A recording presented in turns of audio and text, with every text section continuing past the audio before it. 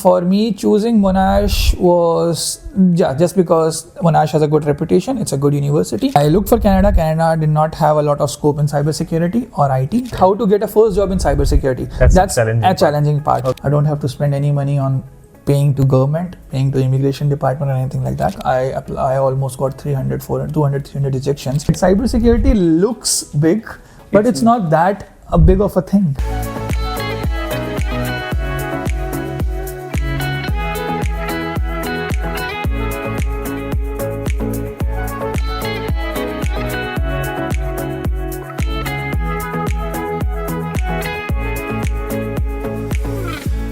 Hi guys, welcome back to another video. This is your KapsTalk, and today we are back with again that podcast style interview kind of series, and we are going to be covering different topics on that. But just to tell you, I'm today with Harshit Sharma. First of all, thank you so much to be here. That's okay. And we are going to be talking on so many things related to student, TR, PR, but the overall Venn diagram would be covering the segment which is called cybersecurity. Okay, so first of all, why I chose Harshit you as in first video series topic?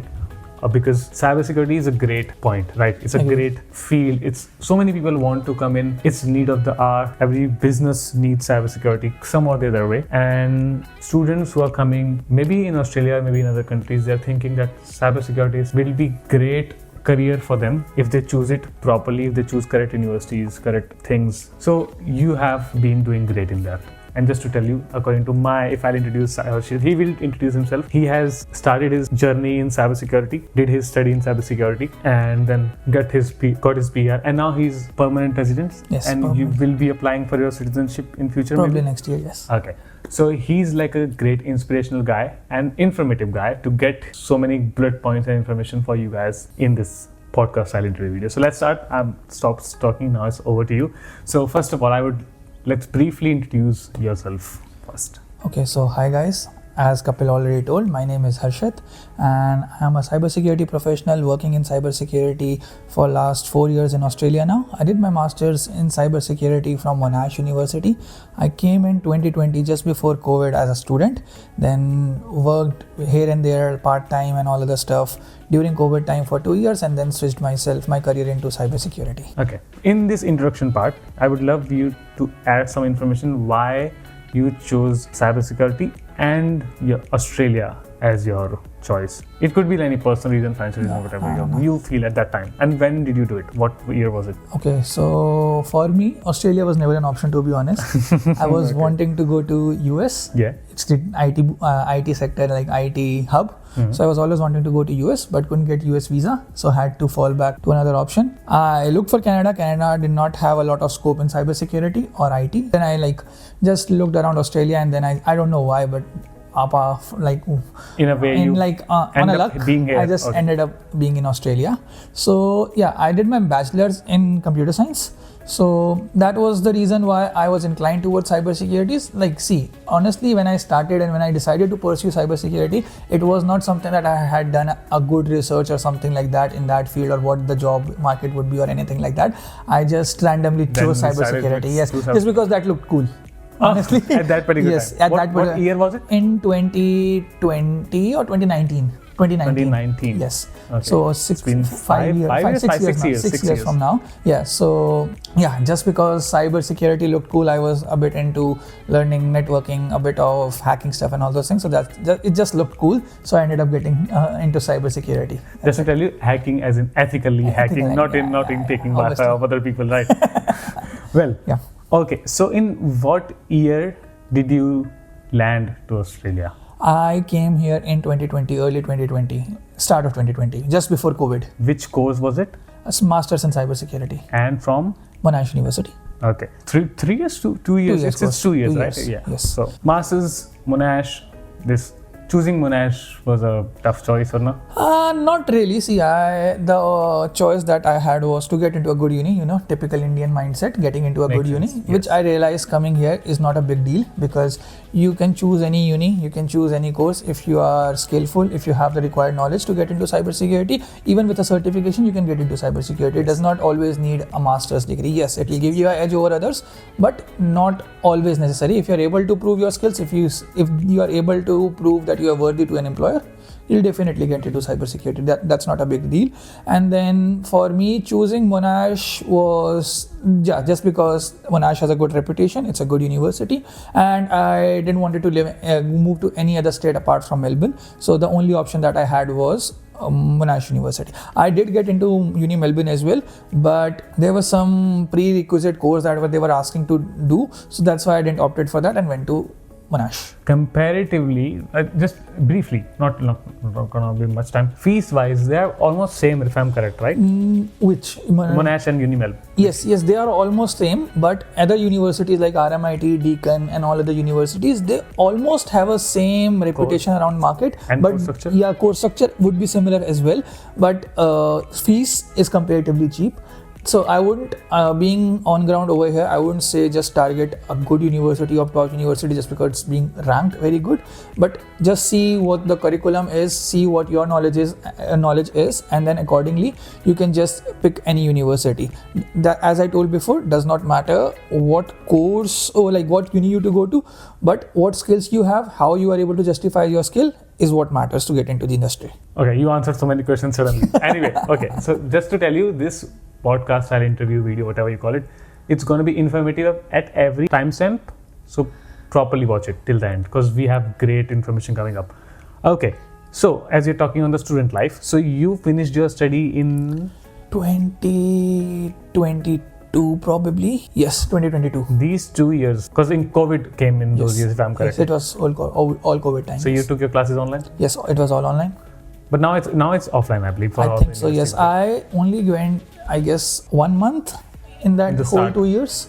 That's it. And apart from that, all 90% was online that I did. But this is more related to IT, so you can do it online. Yes, obviously. You already prefer working from home.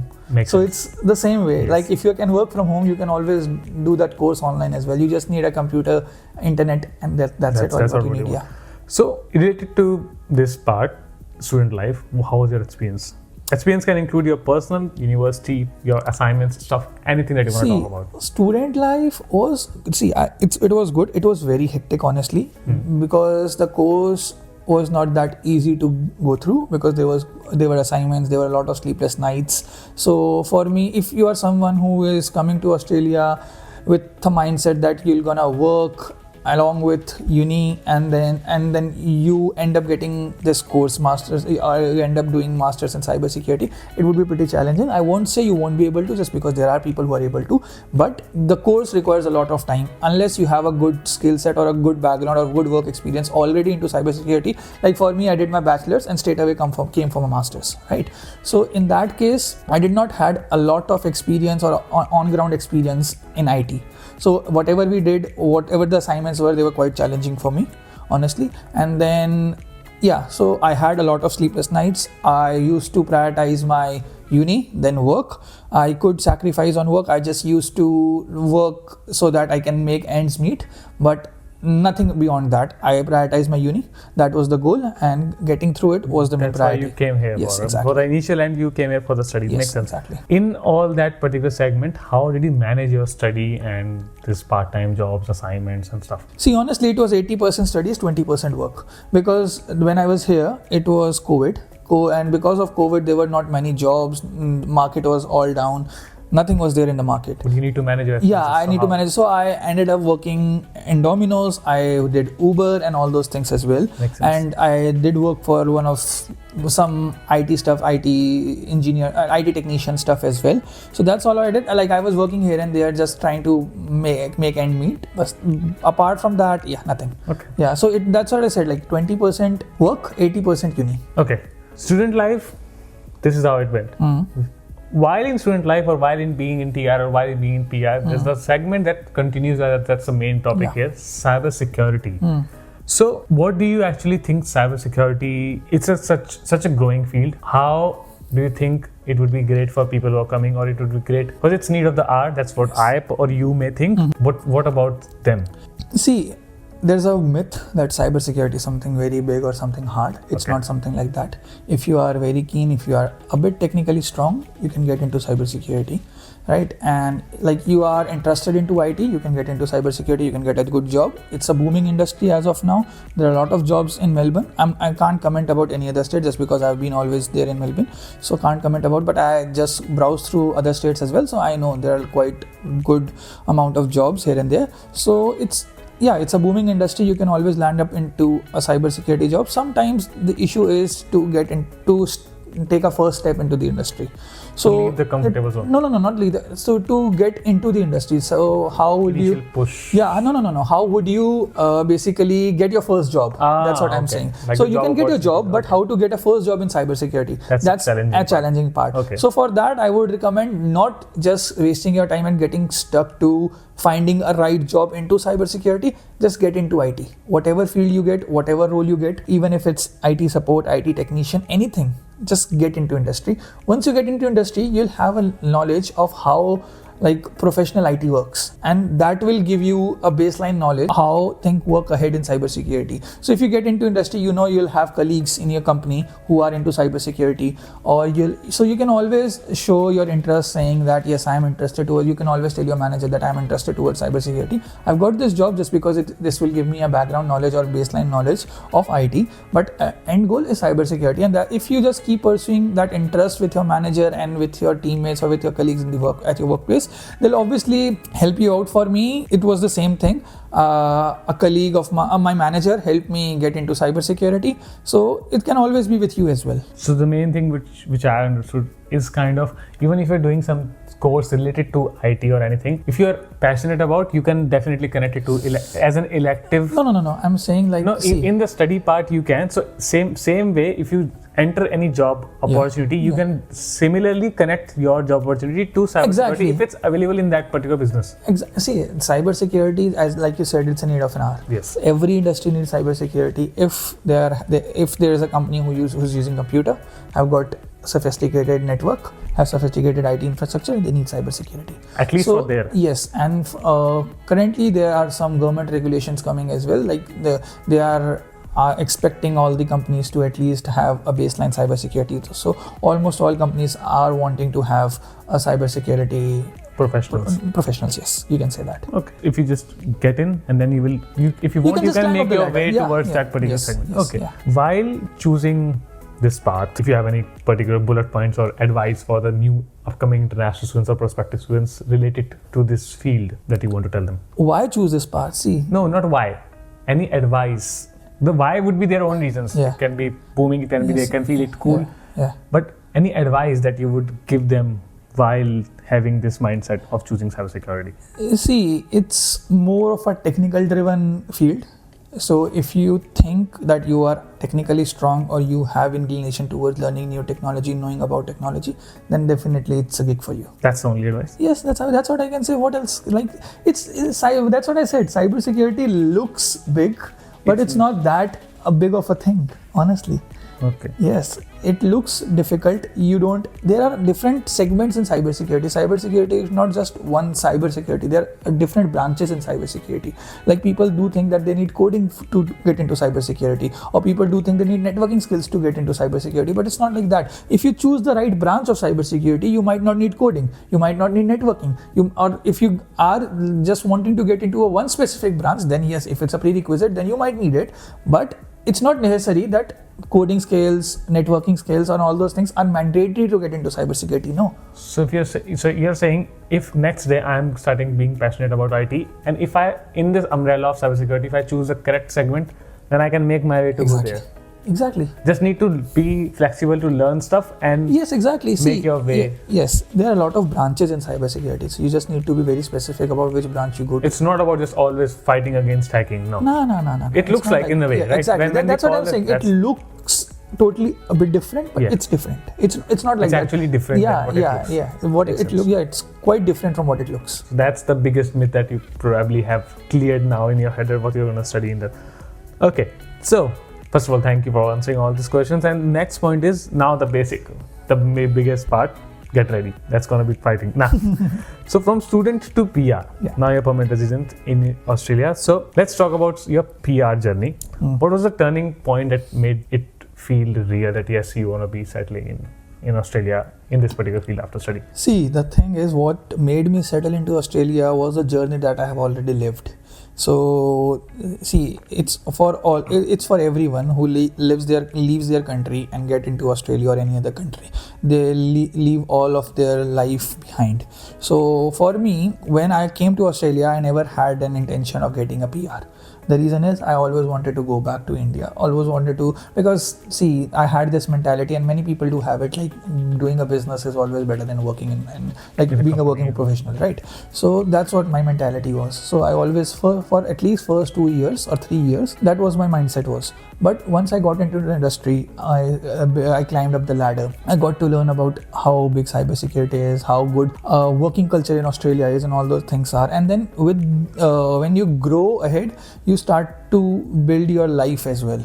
So that's what happened with me. I built a life in Australia. So for me, now you're loving this life. I love this life. Also for me, it would be a challenging task to leave all this and go back to India and start a new life again.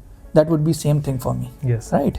So that's the thing. So after that, after 3 years, I realized that this is something that I can't leave and go back. So and that was the moment when I realized, I need to settle in over here. So what exact pathway you can tell us which you followed, like for this PR? Examples. If I'll give you like maybe state nomination, maybe direct independent visa. Which visa did you apply for when you applied for this PR thing? Yeah, I got state nominated visa. So which is 189? 190. 190. Yeah, 190. So a state nominated visa. So what I did was I was always throughout the process, I was always reading about PR. I was always reading about learning things, what changes government is making in PR, how I can get in, how I can get the PR, what's the whole process is. So I was constantly in a learning phase. You're for learning that. In this loop that how you can amend Exactly. So first thing was experience. So I knew I need 1 year of experience in cybersecurity to get my skills assessment done and all those things done. So the moment I was about to finish my university, so telling you exact timeline, my uni was about to finish in around end of November, right? In August or September, I started applying for jobs. I did not worry about rejections. I did not worry about anything. I was just bluntly applying for jobs. Any role? No, like in IT, like in what that umbrella. No. In cybersecurity as well as what could connect you roles in which I might have potential in. Okay. Not something that is abruptly going to any role and applying it, but the roles in which I might have potential of getting into. Okay. So only those roles. So I just kept on applying those roles, right? So I told you, end of November, my uni was about to get over. 6th of December, I had my first job. On 4th of December, I got my final semester result. And on 6th of December, I started my job. Because I was so proactive, just be proactive. That's what I'll advise. Like, don't be afraid of getting rejections. Yes, you'll get rejections. I got maybe 200, 300 rejections. That landed me into one role. So maybe less than 1% possibility. Did you apply everywhere or only in Melbourne when you were applying for the job? Basically in Melbourne. Initially, to start with, it was Melbourne. Because see, it's always easy. After getting my uni done, I was not in a state to move. I was not in that situation that I would be able to move states.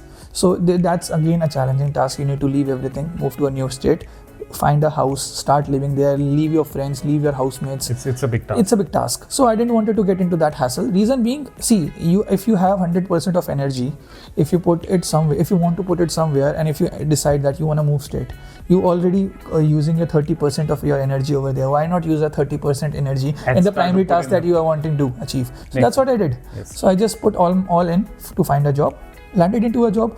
And then, from then there was no turning back, and then it's going. Yes. Okay. Yeah. There's so many advices in that statement. Listen properly, was just to tell you. Was there any, if you can just tell, it depends on if you want to answer this. Was there any moment when you thought, PR is not going to happen? Honestly, I told you I was keen in reading. I was proactive in reading whatever is happening around the industry for cybersecurity and things like that. So probably not. Okay. I was confident. I was confident enough. I was confident enough that if I put the right pieces properly, I'll get into it. Yes, I'll get PR. I wasn't sure about the timeline. I wasn't I wasn't sure that when it will happen, but I was certain that this will happen. This will eventually. get through. Yes. Okay, so I mean, this is what everyone is required to have when you're looking towards permanent residency, because it's a patient process. You can't have it randomly, right? Okay, so that's how everything happened. Yes. This is how you turned from a student to permanent resident in Australia.